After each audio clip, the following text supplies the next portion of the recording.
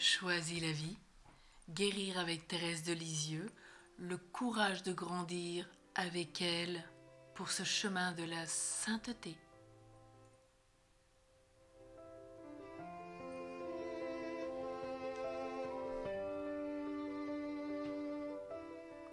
Thérèse retrouva soudainement la force d'âme qu'elle avait perdue à 4 ans et demi. Elle dit « Je reçus la grâce de sortir de l'enfance, en un mot la grâce de ma complète conversion. Je retrouvais mon caractère d'enfant tout en entrant dans le sérieux de la vie. Jésus changea la nuit de mon âme en torrent de lumière. Il me rendit forte et courageuse. Il me revêtit de ses armes, et depuis cette nuit bénie, je ne fus vaincue en aucun combat. » C'est peut-être le grand passage à retenir de Thérèse de Lisieux dans son manuscrit A. C'est la grâce de sa première conversion, et nous savons qu'elle en vivra une seconde à l'âge de 24 ans, juste avant de décéder, avant cette grande entrée dans la souffrance. Oui, je reçus la grâce de sortir de l'enfance, une complète conversion. Et Jésus changea la nuit de mon âme en torrent de lumière. Il me rendit forte et courageuse. Il me revêtit de ses armes. Et depuis cette nuit bénie, je ne fus vaincue en aucun combat. Quelle grâce quand on relit cela. Cela doit toucher notre cœur. Cela doit nous inviter à persévérer, quoi qu'on ait pu vivre dans notre vie, depuis notre enfance jusqu'à ce jour. Quelles que soient les souffrances, les combats, demandons à Thérèse qu'elle nous aide à entrer dans cette complète conversion et qu'avec elle nous puissions être victorieux dans tous les combats. Quel cheminement! La grâce divine donc touchait sa blessure d'origine. Et Thérèse allait en sortir libérée du regard affligé sur elle-même. Jusqu'à présent, elle aimait faire plaisir dans un cercle choisi et restreint. Désormais, recevant une grâce de force et de lumière qui l'ouvrait aux autres, en particulier aux pécheurs, elle pouvait affronter de plein fouet sa peur de grandir, sortir de l'infantilisme et accélérer véritablement, marcher à pas de géant et accéder à cette voie d'enfance, cet esprit d'enfance, dans la confiance et l'humilité, dans la liberté et la communion. Plus tard, elle reprendra cet exemple pour dire à sa sœur « Bien des âmes disent « Mais je n'ai pas la force d'accomplir tel sacrifice. Qu'elle fasse donc ce que j'ai fait. Un grand effort. Le bon Dieu ne refuse jamais cette première grâce qui donne le courage d'agir. Après cela, le cœur se fortifie et l'on va de victoire en victoire. » Elle dit bien que la source de ses larmes fut tarie. Ce fut bien sa 5e guérison.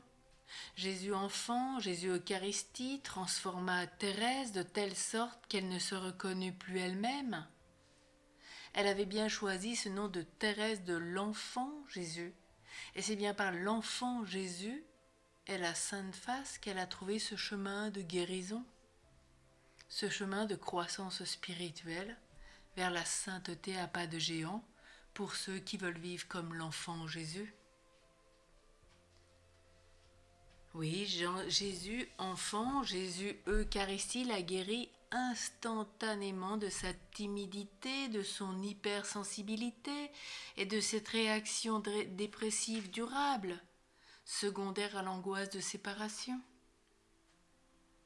Sa sensibilité enfantine resta donc sous-jacente toute sa vie, à en juger par la fréquence des mots, pleurs et larmes qui apparaissent dans ses écrits. En revanche, ces larmes jaillirent en 5 circonstances seulement, de manière bien naturelle.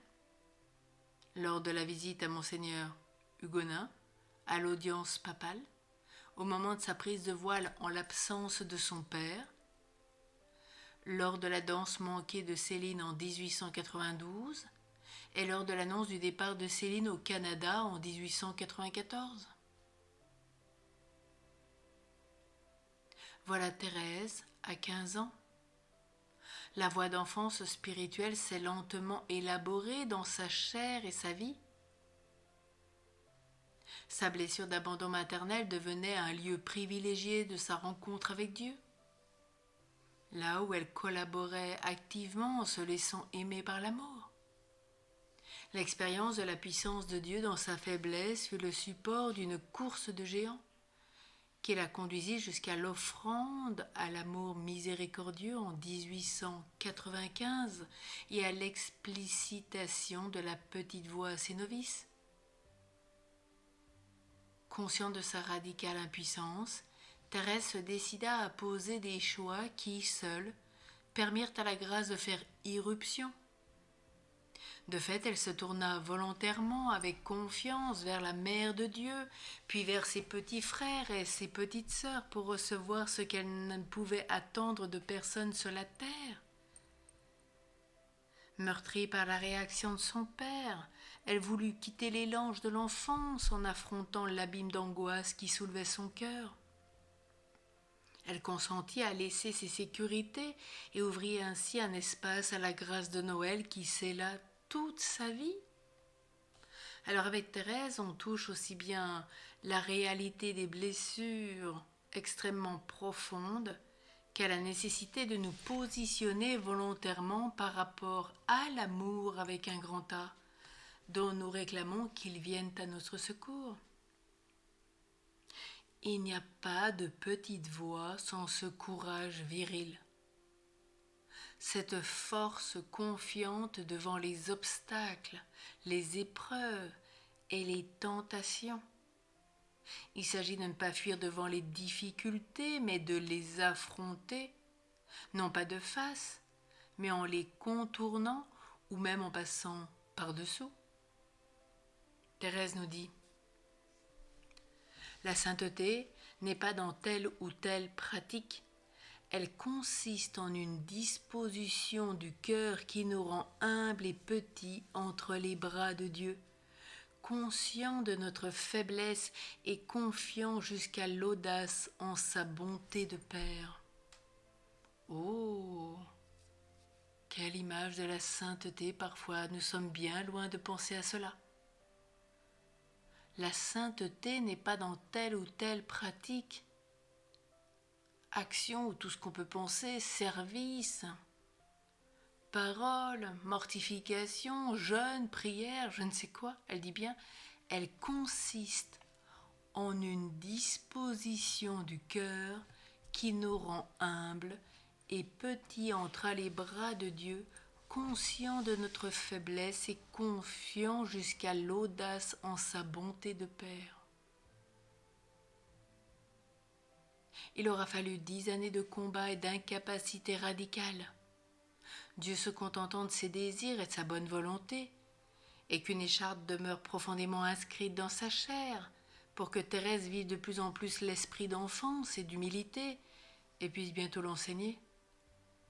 1 an plus tard, elle choisit de s'appeler Thérèse de l'Enfant Jésus. L'enfance de Jésus ainsi que sa passion sont les deux moments de la vie du Sauveur où s'exprime la plus radicale fragilité de la nature humaine. Et consentir à sa fragilité est une des caractéristiques de l'enfance spirituelle.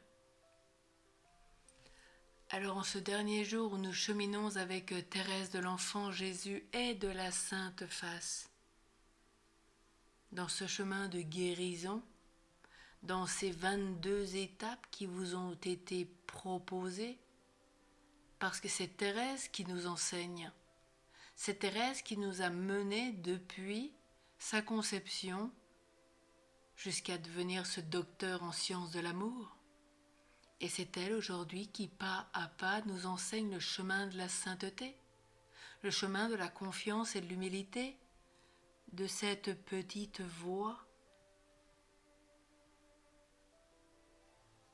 Alors, il n'y a pas de petite voix Sans ce courage viril, cette force confiance devant les obstacles, les épreuves et les tentations. Il ne s'agit pas de fuir devant les difficultés, mais de les affronter. Non pas de face, mais en contournant, ou même en passant par-dessous. Soyez ingénieux, amusez-vous avec Thérèse. Elle vous conduira à pas de géant vers le ciel et demandez-lui tous vos guérisons. Elle connaît bien l'humanité et notre vie spirituelle. Elle pourra vraiment intercéder pour nous.